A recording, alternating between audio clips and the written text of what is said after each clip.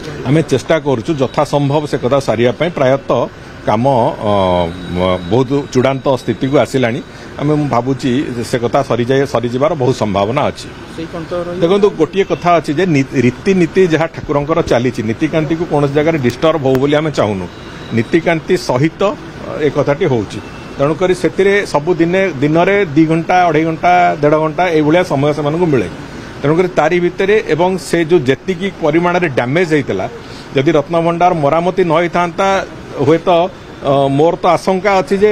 से भीतर केतले भुशुड़ी पड़ता से कहते अत्युक्ति हेनी तेणुक से भाया स्थित रत्नभंडार को संपूर्ण रूपे आगामी 100-200 वर्ष पर्यंत ठीक ढंग से रहा भली मरामती कर जो प्रक्रिया से आम एएसआई को कौन जगह तरतर भी करूना से निज टाइम करूँ एवं जेहेतु समय कम दे